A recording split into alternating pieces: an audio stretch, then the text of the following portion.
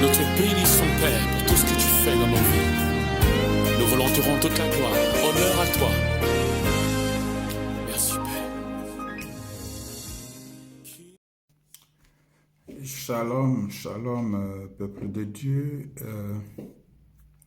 Heureux de vous retrouver dans cette énième vidéo. Merci de votre fidélité à la page de Dieu avec nous. Ça fait plaisir de savoir qu'il y a un aussi grand nombre d'abonnés.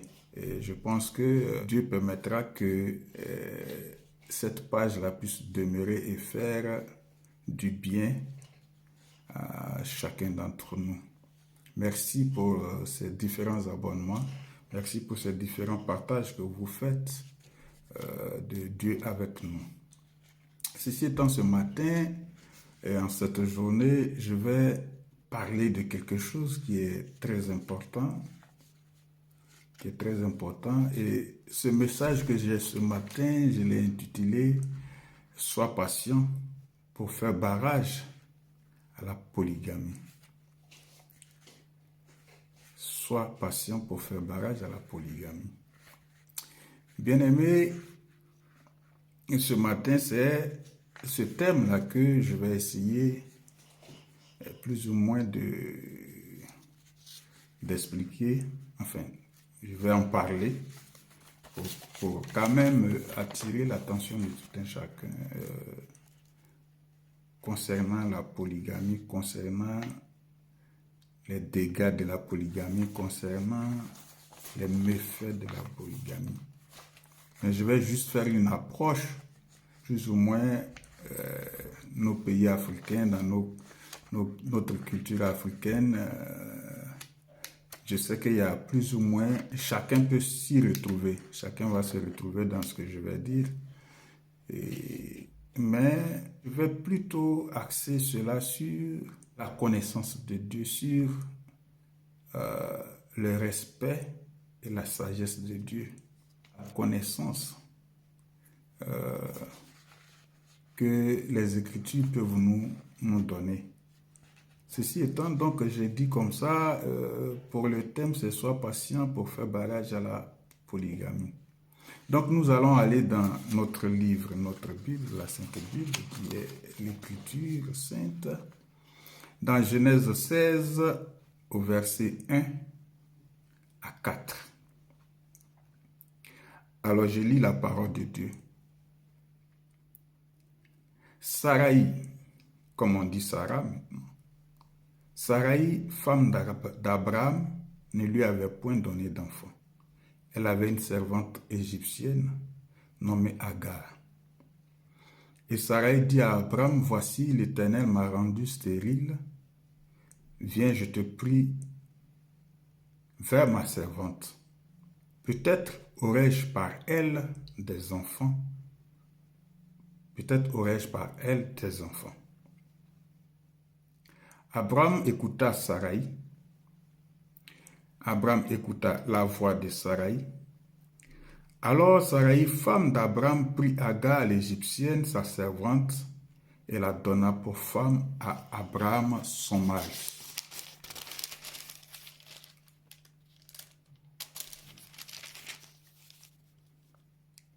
Après qu'Abraham eut habité 10 années dans le pays de Canaan, il alla vers Agar et elle devint enceinte. Quand elle se vit enceinte, elle regarda sa maîtresse avec mépris. Elle regarda sa maîtresse avec mépris. Bien-aimés, sur ce verset que je vais m'appuyer ce matin pour essayer de parler de cette façon de faire dans nos sociétés. Ces versets sont parfois les situations que connaissent des familles en leur sein. Voyez-vous où peut conduire la méchanceté, le mépris de l'être humain. Dans nos sociétés, il y a ce qu'on appelle les familles polygames. Et ces familles dites polygames, bien aimés, observe une certaine hiérarchie. Aussi, le fait d'être polygame pour un homme répond souvent à des besoins spécifiques. Connaissant pas en son temps réellement Dieu, un père pour la recherche, parfois de l'enfant d'un genre qu'il veut, il prend une autre épouse, une autre femme, qui pourrait réaliser son souhait. Mais quand on n'a pas la ferme assurance en Dieu, ces hommes font souvent fausse route. Souvent, ils font fausse route. Voyez comment l'impatience d'Abraham, mais qu'on peut comprendre ici parce que lui, il avait un certain âge. Parce que là, lui, il avait un certain âge. On peut comprendre ça ici comme ça. Mais là, mettons-nous dans la peau d'un jeune couple, des gens qui sont jeunes. Donc, je disais, vous voyez comment l'impatience d'Abraham et de Agar a causé des troubles dans leur foyer. C'est pourquoi, bien-aimés, en toutes choses, je le répète tout le temps, en toutes choses, il faudrait consulter Dieu. En toutes choses, il faudrait consulter Dieu. Si tel est que Dieu est le Créateur, si tel est que Dieu est celui-là qui nous donne la vie, il faut le consulter. Il faut le consulter avant de prendre des décisions. Il faut le consulter. C'est pourquoi ici je parle de patience. Donc pour ça, je dis maintenant que pourquoi on doit tout confier à Dieu. Bien-aimé, pourquoi tu dois tout confier à Dieu? Je vais te raconter une histoire. Une histoire. Il y avait un homme qui avait son épouse et vivait tranquillement. Il vivait tranquillement. Au fur et à mesure des années, les naissances dans le foyer de ce couple-là donnaient lieu à des naissances de filles. Le monsieur, lui, à un moment donné, il a voulu avoir un fils. Il a voulu avoir un fils. Donc, le monsieur, il décide alors de prendre une autre femme parce qu'il voulait un fils, comme je l'ai dit tantôt. Dans ce temps-là, les gens n'étaient pas dictateurs comme on le pense. Comme le pensent certains. Il y avait ce qu'on appelle une complicité entre l'homme et la femme. Il y avait une complicité entre l'homme et la femme. Donc, pour cela, il ne prend pas la décision seul.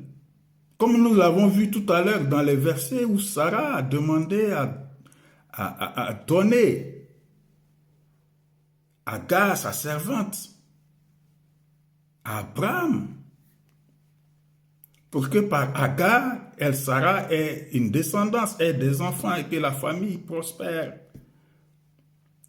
Et que la famille ait des descendants. Alors donc, le monsieur, il demande à son épouse, écoute, nous ne faisons que des filles. Je souhaiterais prendre une autre femme qui, par contre, pourrait, parce que rien n'est sûr, pourrait nous donner un fils.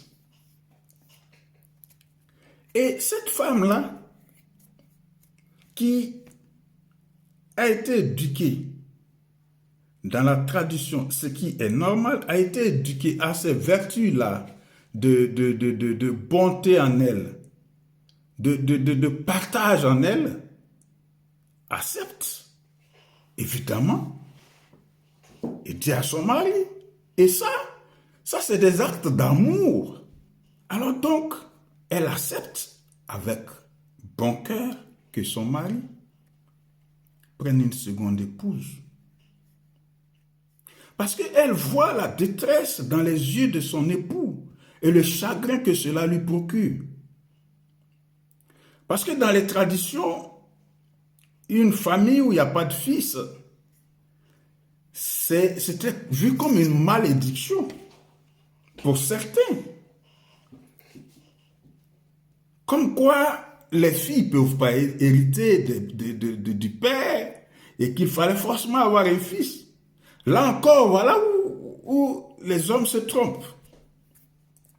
Mais elle accepte face à la détresse de son mari. Donc, elle accepte afin qu'il prenne une deuxième épouse. Alors,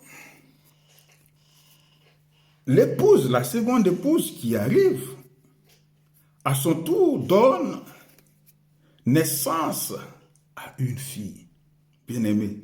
Là encore, la seconde épouse donne naissance à une fille.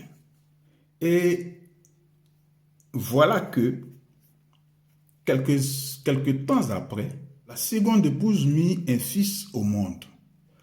Donc, imaginez la joie dans la famille. Mais, bien aimé, c'était mal connaître. La seconde épouse qui va agir textuellement, pratiquement comme Agar. Mais dans le verset qui parle du mépris d'Agar, est-ce que Agar a méprisé Sarai parce que Sarai l'a obligé à coucher avec son mari? Ou est-ce que c'est le mépris parce que elle s'est dit, comme on le dit chez nous, je suis arrivé, maintenant je suis la patronne. Est-ce que pour cela elle avait du mépris? Mais dans ce contexte-ci, la femme, la seconde épouse, a du mépris pour la première épouse parce qu'elle vient de donner naissance à un fils, tant recherché par monsieur.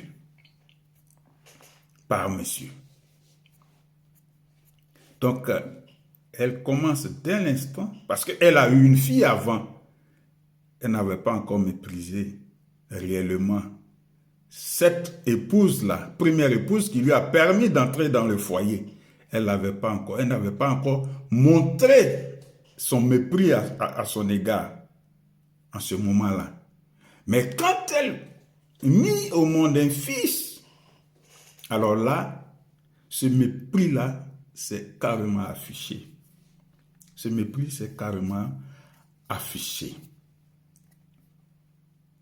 Alors, bien-aimé, Dieu qui n'avait pas été associé, qui n'avait pas été consulté par le monsieur, je suppose, qui n'avait pas été consulté par le monsieur, je suppose, rentre en ligne de compte pour bien-aimé, pour la première épouse.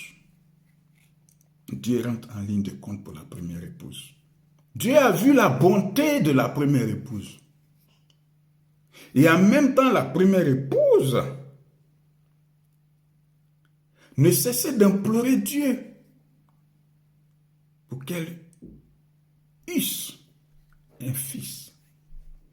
Et bien-aimé, Dieu l'a entendu. Dieu l'a entendu. Alors, quelque temps après la naissance du fils de la seconde épouse, naîtra le fils de la première épouse. C'est elle-même, par sa bonté, qui a permis que la seconde arrive dans le foyer.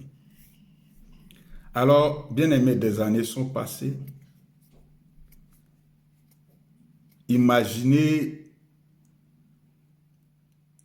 tout ce qui est coup bas, imaginez tout ce qui était perpétré dans cette famille-là. La rivalité, tout ce qu'on peut imaginer dans une famille polygame. Et des années sont passées, les parents, le père, la mère, la seconde épouse, tout le monde est parti. Dieu a appelé tout le monde. Dieu a rappelé tout le monde. Donc, je disais, des années sont passées et Dieu a rappelé ces fondateurs-là, ceux qui ont fondé cette famille-là. Mais tenez-vous bien, ce fils,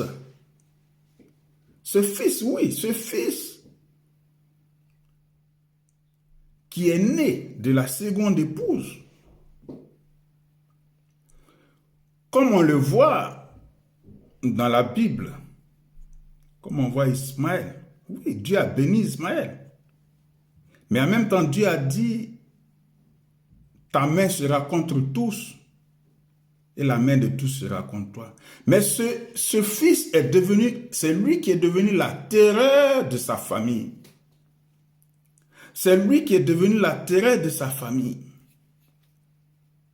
C'est lui qui martyrise les autres. C'est lui qui a du dédain pour les autres. C'est lui qui descend les autres.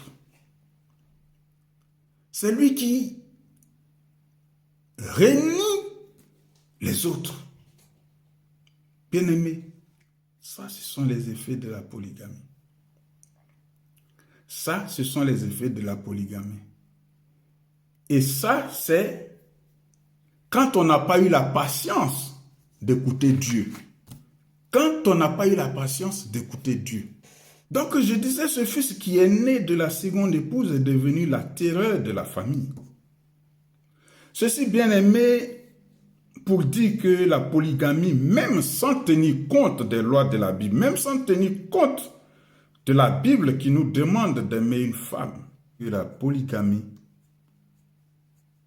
même sans tenir compte de la Bible, est une gangrène. Est une gangrène. La polygamie est une gangrène. Est une gangrène.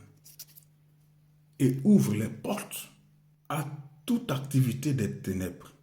Ouvre les portes à toute méchanceté. Ouvre les portes à toute attaque démoniaque. Démoniaque. Plus loin, ôte la vie même à certains dans ces familles polygames. C'est pourquoi, bien-aimé, toi qui as une épouse, toi qui as un époux, et vous n'arrivez pas à avoir le genre d'enfant que vous souhaitez, ne vous découragez pas. Car Dieu a un plan pour vous. Regardez cette première épouse. Dieu lui a permis d'avoir finalement un fils. S'ils avaient simplement, si le monsieur avait patienté juste un moment, il ne vivrait pas la polygamie. Ses enfants ne s'entre-déchireraient pas. Ses œuvres seraient pérennisées en bonne et due forme. Il serait heureux de là où il est. Mais non, il n'a pas été patient. Il n'a pas écouté la voix de Dieu. C'est pourquoi, bien-aimé, ne sois pas comme ce monsieur, ne sois pas comme ce monsieur. Consulte Dieu. Consulte Dieu. Que tu sois chrétien ou pas chrétien, que tu sais que Dieu existe, consulte-le. Consulte Dieu. Consulte Dieu. Consulte Dieu pour ton foyer. Consulte Dieu pour ce que tu veux comme enfant. Consulte Dieu. Sois patient en toutes choses. Parce qu'à un moment donné, ces gens qui tombent dans la polygamie le regrettent. Mais il est déjà trop tard. Il est déjà trop tard. Le mal est fait. Le mal est fait. Parce que le germe du mal rentre forcément à un enfant qui n'est pas celui que Dieu aurait voulu. Mais c'est l'enfant de notre volonté. Et l'enfant de notre volonté est toujours cet obstacle-là qui fout la cohésion de la famille en l'air. C'est pourquoi, bien-aimé, je dis, toi qui as une épouse, un époux, et vous n'arrivez pas à avoir le genre d'enfant que vous souhaitez, ne vous découragez pas, car Dieu a un plan pour vous. Regardez, je le répète, cette première épouse, Dieu lui a permis d'avoir finalement un fils. Si seulement si le père, le chef de la maison avait patienté, avait écouté la voix de Dieu. Si la patience avait été de mise, aujourd'hui, cette famille n'aurait sûrement pas connu ce qu'elle connaît aujourd'hui. Savez-vous même que les enfants issus d'une famille de polygame, une famille polygame, je vous assure, bien-aimés, ne souhaiteraient jamais revivre cette vie-là. S'ils devaient encore revivre une vie sur terre.